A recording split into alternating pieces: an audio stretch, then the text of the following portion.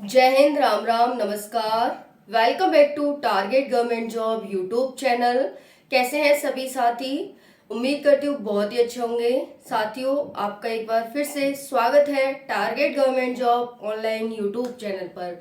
तो साथियों, आज हम इस वीडियो में देखेंगे, जैसा कि आप जानते ही हैं कि प्रधानमंत्री जी यानी प्रधानमंत्री पद के चुनाव चल रहे हैं। तो प्रधानमंत्री कैसे चुना जाता है और उसकी ओवरऑल क्या भूमिका होती है, राष्ट्रपति की प्रधानमंत्री को चुनने में क्या भूमिका होती है, किस तरह से प्रधानमंत्री को कौन चुनता है, किसके द्वारा चुने जाते हैं प्रधानमंत्री जी, क्या ये डायरेक्ट चुनाव है, क्या ये इनडायरेक्ट चुनाव है, एक्सेट्रा एक्सेट्रा सारी बात जानकारी लेंगे। और इसके साथ साथ जानकारी लेंगे, क्या आप भी प्रधानमंत्री बन सकते हैं, क्या हम भी प्रधानमंत्री बन सकते हैं। तो आखिर कौन कौन प्रधानमंत्री बन सकता है, इस वीडियो में आपको जानने को मिलेगा। तो आज आपको पता चल जाएगा कि आखिर प्रधानमंत्री का चुनाव कैसे होता है और कैसे चुने जाते हैं हमारे प्रधानमंत्री जी। तो चलिए स्टार्ट करते हैं। बहुत ही जोरदार तरीके से स्टार्ट करेंगे सेशन को। आप सभी वीडियो को लाइक कर देंगे, चैनल को सब्सक्राइब कर लेंगे, जिससे कि आगे आने वाली हर एक अपडेट, एक एक वीडियो आपको मैं इस चैनल पर कराऊंगी। राष्ट्रपति से संबंधित, मंत्रिपरिषद से संबंधित, सर्वोच्च न्यायालय से संबंधित, यानी जितने भी हमारे संवैधानिक पद होते हैं, मैं उनसे संबंधित डेली आपको एक वीडियो प्रोवाइड करती रहूंगी। तो जोरदार तरीके से आप सेशन को लाइक कर देंगे सभी साथी, और ज़्यादा से ज़्यादा सपोर्ट करेंगे, ताकि मैंने जो ये सीरीज शुरू की है मैं इसे एंड तक पहुंचा सकूं। तो चलिए साथियों, स्टार्ट करते हैं। प्रधानमंत्री, जिसे इंग्लिश में प्राइम मिनिस्टर कहते हैं। साथियों, प्रधानमंत्री का चुनाव कैसे होता है, आखिर हमारे प्रधानमंत्री कैसे चुने जाते हैं, ये एक बहुत ही चर्चा का विषय है कि आखिर कैसे। तो देखिए, पहले ये समझते हैं, वो भी हम समझेंगे कि चुनाव कैसे होते हैं। वो हम एंड तक पहुंचते पहुंचते समझ जाएंगे कि हाँ भाई, क्वालिफिकेशन आखिर क्या होती है हमारे प्रधानमंत्री की। 1 मिनट देना, बस 1 मिनट। चलिए, हाँ, तो हम देखेंगे, अभी तक हम देखते थे कि ये वैकेंसी आई है, तो इसमें आपकी क्वालिफिकेशन क्या होनी चाहिए। लेकिन आज हम देखेंगे कि प्रधानमंत्री जो बनता है उसकी क्वालिफिकेशन क्या होनी चाहिए। तो देखिए, पहले हम जानते हैं कि प्रधान किसका होता है। जो एक प्रधानमंत्री होता है, ये किसका प्रधान होता है। आराम से, ध्यान से सभी बातों को समझते चलना। तो ये मंत्रिपरिषद का प्रधान होता है, मंत्रिपरिषद का प्रधान होता है। ठीक है जी। चलिए, अब है नियुक्ति कौन करता है इसकी। तो इसकी नियुक्ति करते हैं राष्ट्रपति। कौन करते हैं? राष्ट्रपति। हाँ साथियों, एक और बात, चाहे आप कंपटीशन की तैयारी कर रहे हो, चाहे आप एक भारत के नागरिक हो, नॉर्मल जनरली एक नागरिक हो, दोनों के लिए जानकारी बहुत ज्यादा इंपॉर्टेंट है और बहुत महत्वपूर्ण है। ठीक है जी। किसका प्रधान होता है प्रधानमंत्री? मंत्रिपरिषद का।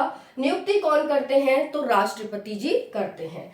किसके तहत करते हैं? तो एक आर्टिकल है संविधान में, आर्टिकल 75, इसके तहत इनकी नियुक्ति की जाती है। नियुक्ति किस अनुच्छेद के तहत? तो ये हो गया भाई आर्टिकल, जिसे अनुच्छेद कहते हैं 75 के तहत। मंत्रिपरिषद की नियुक्ति कौन करता है? तो मंत्रिपरिषद की नियुक्ति कौन करते हैं? राष्ट्रपति। कौन करते हैं जी? राष्ट्रपति करते हैं, लेकिन प्रधानमंत्री की सलाह पर, प्रधानमंत्री की सलाह पर। ठीक है, तो क्या कहेंगे? राष्ट्रपति प्लस प्रधानमंत्री दोनों मिलकर के मंत्रिपरिषद की नियुक्ति करते हैं। बहुत सारे साथी जानते होंगे कि मंत्रिपरिषद क्या होती है, लेकिन बहुत सारे साथी नहीं जानते होंगे कि मंत्रिपरिषद क्या होती है। तो आप चैनल पर कंटिन्यू रहो, आपको हर जानकारी दी जाएगी। ठीक है जी। अब देखो, वैसे बता देती हूँ, जैसे कि वित्त मंत्री, जैसे कि रक्षा मंत्री, जैसे कि होम मिनिस्टर, गृह मंत्री, जैसे कि विदेश मंत्री, ये सब क्या है? ये मंत्रिपरिषद है। ठीक है जी। चलिए, अब बात करते हैं मंत्रियों की संख्या कितनी होती है। तो अब आप कहेंगे जैसे कि रक्षा मंत्री, वित्त मंत्री, गृह मंत्री कितने भी हो सकते हैं क्या? ये नहीं साथियों। जो लोकसभा के कुल संख्या है, लोकसभा की जो कुल संख्या है, लोकसभा के सदस्यों की जैसे 552 टोटल है, तो उसका 15%, ठीक है जी, 15% से अधिक नहीं होगी। 552 का 15% से अधिक नहीं होगी। अब तो 550 के करीब है, तो उतने से ज्यादा नहीं होगी। इतनी होगी कि लोकसभा में जो टोटल प्रेजेंट में व्यक्ति हैं उनका 15% ही मंत्रिपरिषद की संख्या होगी, इससे ज्यादा नहीं होगी। दूसरा है मंत्री, जो कैबिनेट मंत्री है किसके प्रसाद पर्यंत पद धारण करते हैं। जो कैबिनेट मंत्री होते हैं साथियों, वो किसके प्रसाद पर्यंत पद धारण करते हैं, तो आंसर हो जाएगा राष्ट्रपति के। किसके, तो राष्ट्रपति के प्रसाद पर्यंत पद धारण करते हैं। जब भी लगेगा राष्ट्रपति को कि भाई इनको हटाओ, तभी वो हटा देते हैं। ठीक है जी। चलिए अब बात करते हैं यहाँ पर किस एक आर्टिकल है 75(2), इसके तहत ये प्रसाद पर्यंत पद धारण करते हैं। अब बात करते हैं यहाँ पर मंत्रिपरिषद किसके प्रति उत्तरदायी है। तो जो मंत्रिपरिषद जैसे कि वित्त मंत्री वगैरह होते हैं, ये साथियों किसके प्रति उत्तरदायी होते हैं, तो लोकसभा के प्रति। ठीक है जी, किसके प्रति, लोकसभा के प्रति उत्तरदायी होते हैं। और इसके लिए एक आर्टिकल है 75(3). ठीक है जी, इसके आर्टिकल के तहत लोकसभा के प्रति उत्तरदायी है। शपथ कौन दिलाता है प्रधानमंत्री और मंत्रिपरिषद को, तो राष्ट्रपति। कौन दिलाते हैं, राष्ट्रपति दिलाते हैं जी। ठीक है। नेक्स्ट है मंत्रिपरिषद सदस्य बनने के लिए क्या शर्त है। अगर आप वित्त मंत्री बनना चाहते हैं, अगर आप गृह मंत्री बनना चाहते हैं, अगर आप विदेश मंत्री बनना चाहते हैं, तो आपको क्या होनी चाहिए, एक आपको कंडीशन फुलफिल करनी होती है। जैसे विदेश मंत्री फॉरेन मिनिस्टर हो गया, तो इंग्लिश वगैरह तो आपको आनी चाहिए। विदेशी मामलों का आपको ज्ञान भी होना चाहिए। लेकिन जो बेसिक कंडीशन होती है फिर वो तो बाद में सब कुछ देखा जाता है। लेकिन एक नॉर्मल व्यक्ति में जो मंत्रिपरिषद का सदस्य बनता है, उसकी साथियों एक कंडीशन होती है कि भाई आप क्या है, सदन का सदस्य होना चाहिए। सदन का सदस्य, चाहे फिर आप राज्यसभा के हो, चाहे फिर आप लोकसभा के हो। अगर मान के चलो कि राष्ट्रपति जी को दया आई और उन्होंने किसी ऐसे व्यक्ति को चुन लिया मंत्रिपरिषद में जो सदन का सदस्य नहीं है, तो उसको 6 महीने के अंदर सदस्यता लेनी पड़ेगी, हर हाल में लेनी पड़ेगी। अगर वो 6 महीने के अंदर सदस्यता नहीं लेता है तो फिर उसको मंत्रिपरिषद से हटा दिया जाएगा। ठीक है जी। तो जो उसे सदस्यता लेनी होती है, जो शर्त बताई गई है साथियों, वो बताई गई है 75(5) में। ठीक है जी। तो यहाँ पर ध्यान रखेंगे 75(5). जो शपथ दिलाते हैं वो आर्टिकल 75(4) के तहत दिलाई जाती है, और सदस्य बनते हैं वो आर्टिकल 75(5) के तहत बनना होता है कि 6 महीने के अंदर आपको संसद का सदस्य बनना होगा, अदरवाइज आपकी सदस्यता है। यानी जो शर्त का विवरण दिया गया है वो 75(5) में दिया गया है कि अगर आप मंत्री बनना चाहते हैं तो आपको ये कंडीशन फुलफिल करनी पड़ेगी कि आप सदन के किसी सदन के सदस्य होने चाहिए। नेक्स्ट है क्या क्या सुविधाएं मिलती हैं प्रधानमंत्री और मंत्रिपरिषद को। तो देखो, रहने के लिए, खाने के लिए, आने के लिए, जाने के लिए,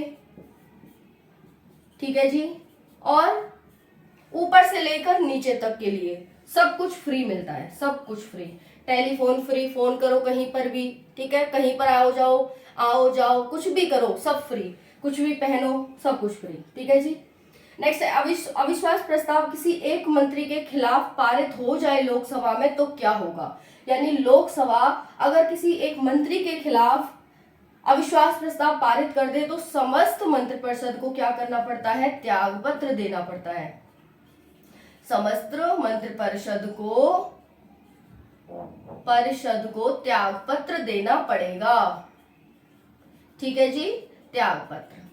अब ठीक है, चुनाव कैसे होता है प्रधानमंत्री जी का, तो कैसे होता है साथियों, प्रत्यक्ष प्रणाली के द्वारा इनका चुनाव होता है। प्रत्यक्ष चुनाव प्रणाली के द्वारा प्रणाली, ठीक है जी, इनका क्या होता है, चुनाव होता है। जैसे होगा क्या, अब आप वोट डालेंगे, वोट स्टार्ट हो ही गए हैं, वोट डालेंगे आप, तो वोट डालेंगे किसी एक विधायक को डालेंगे, जो आपके आसपास का होगा उसको डालेंगे आप। ठीक है जी। अब उससे क्या होगा, जो भी सबसे ज्यादा हो जाएगा, यानी जिसको भी आप वोट डालेंगे, जिसको आप डालेंगे और उसका जो प्रधान होगा कि भाई कौन इसमें प्रधान है, उसके प्रधान को आप चुनेंगे। फिर वो उनको कि भाई ये हमारा प्रधान था और हमने इसके नाम पर वोट लड़े हैं, तो फिर वो वहां पर प्रधानमंत्री बन जाता है। ठीक है जी। चलिए अब बात करते हैं यहाँ पर साथियों, यदि लोकसभा विभाग से संबंधित विधेयक को रद्द कर दे तब भी क्या होता है, मंत्रिपरिषद को त्यागपत्र देना होता है।